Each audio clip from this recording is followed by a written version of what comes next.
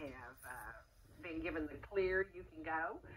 And I'm here, and I'm so excited because I want to pay tribute to some people, and we're going to do that today. I want to honor some people, and we're going to do that today. I want to remember some people, and we're going to do that today.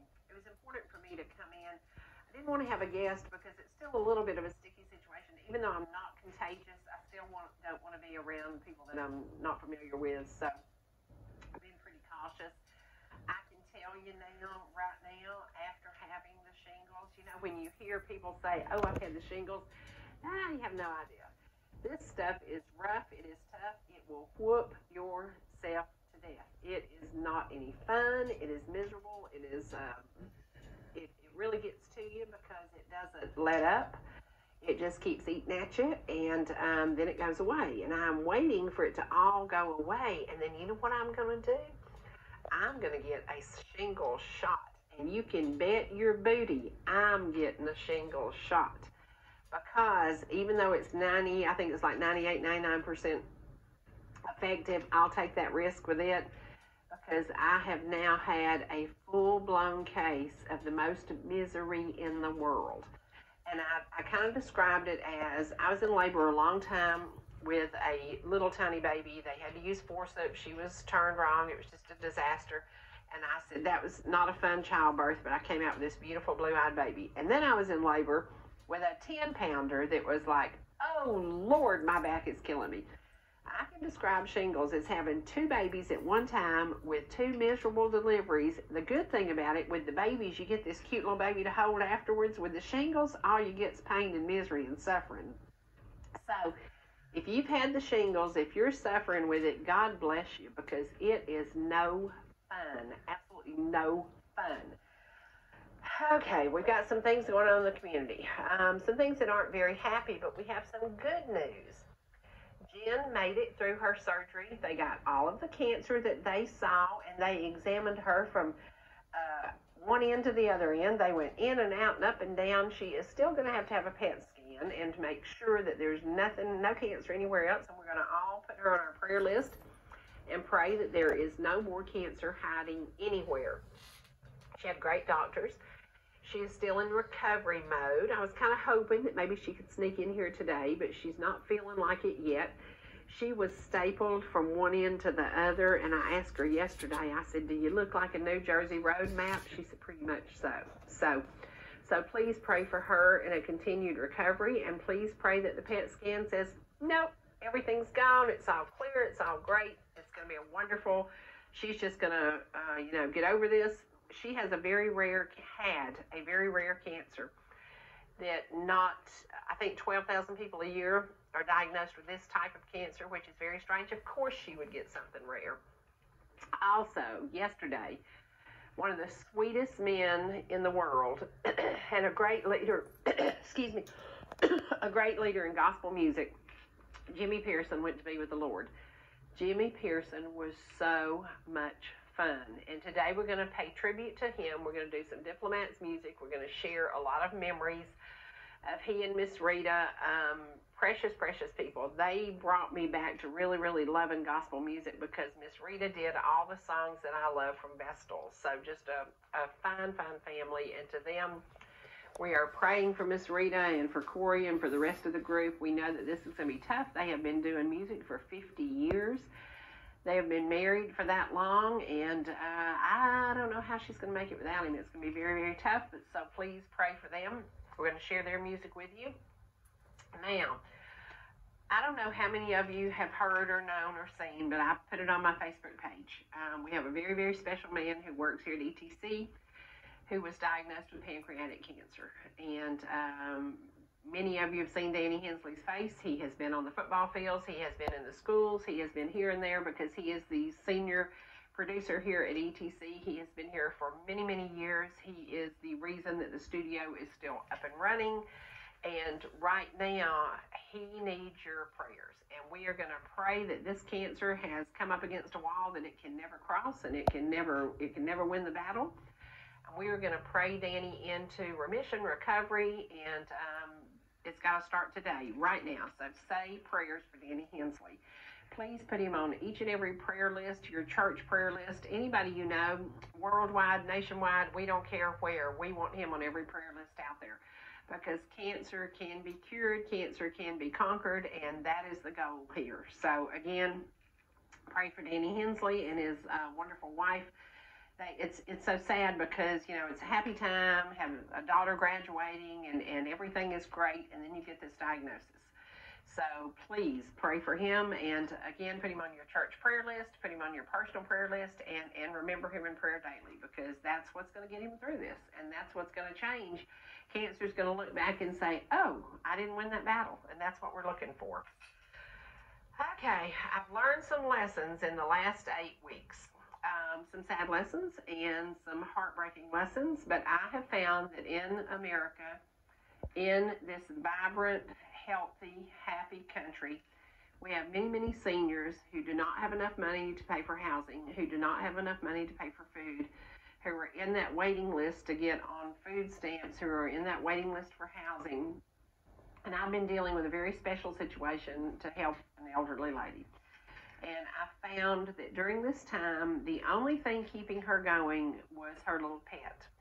And trying to find a relocation for her to keep her from being homeless meant that I had to try to keep her pet with her.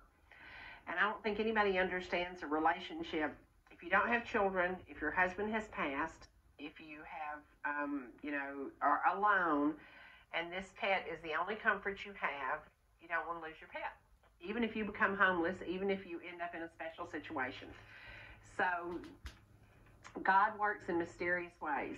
After 283 tries and homes and calls and please, very limited budget, has very little, we're going to make this happen, I finally found an answer to prayers. But it taught me something about people. And I brought something I was going to share with y'all today, but I decided not to because it was a little box with kind of the important things in my grandmother's life, which didn't amount to anything except pictures of us and her family. And I thought, not today, because it would probably make me very sad, because the lady that we're helping, once upon a time, had it all financially. She had it all as far as material things. But what she didn't have was the love and the help of a family. So this is my plea to you children, to you nieces, to you nephews, to anybody who knows that you're the last link to keeping an elderly person from being homeless. If you can take care of mom in the home, if you can be there to shop for her, if you can do the things, I think about, I would go to the grocery store with my grandmother. I would take her to the doctor. I would do these things. If I could have done more, I wish I had. There are so many elderly people who have nobody. And it's very sad. They outlive their children. They outlive their mate. And often they get themselves in a mess. And this lady that I've been helping, and I have a team of people who made this happen. And yesterday we were standing there and we're going through the last final things we have to do. And I thought that God really does. He put me with a lady from Peru and then us with another lady who they both speak Spanish. I don't. And it was so weird. And we made this come together. But we didn't do it. God did this plan. He had a perfect plan. I was ready to give up. I was ready to cry. I didn't know what was going to happen. And I'm like, what can we do? And so we had another friend who stepped in and kept her for about 8 days until we could get the home ready for her. Everything just came together. And I said, it really does take a group of people, but you can be that person that activates this help for an elderly person. There's somebody out there sitting here in Gilmer County, sitting here in Fannin County, sitting here in Pickens County, sitting in Cherokee County. There's an elderly person who has either been battered and abused or has been everything taken that they owned from often a loved one or a family member, often from somebody that they trusted, that is sitting there too ashamed and too, I guess, afraid to ask for help. And that's what happens to elderly people. So if you have a heart for taking care of elderly people, right now the state of Georgia needs more of the homes like I was fortunate enough to check into. Sadly, none of them allowed pets. But there are a lot of people who are doing a home with, they'll take 5 people in and they'll take care of those 5 people, but they don't have animals with them. And, that's the connection with staying alive, feeling needed, feeling wanted. And we have seen that. And so I watched and I said, there is such a need. There's so many people who are retired, but you're still young enough to take on this responsibility. Check with the state of Georgia and maybe think about purchasing a home and turning that 3-bedroom into a 5-bedroom and converting it and making it a special needs home, because there are so many people out there who are one step away from becoming homeless. And we're not talking about drunks or drug addicts or people who've never tried or people who have gotten in a sad situation. We're just talking about the elderly. And as I watched what was happening to her, some of it may have been her fault because she didn't see in the beginning. But when it comes down to the end of your life, nobody wants to see an elderly person homeless. Nobody wants to see an elderly person have everything they had stolen from them. Nobody wants to see somebody being put out on the street, the door closed for their last home, and there's no hope for them. So get involved. Just get involved. Maybe volunteer at a senior center. See if you can find out about the people that are attending there. See about if you can find out, do they have the food they need? Do they have the clothes they need?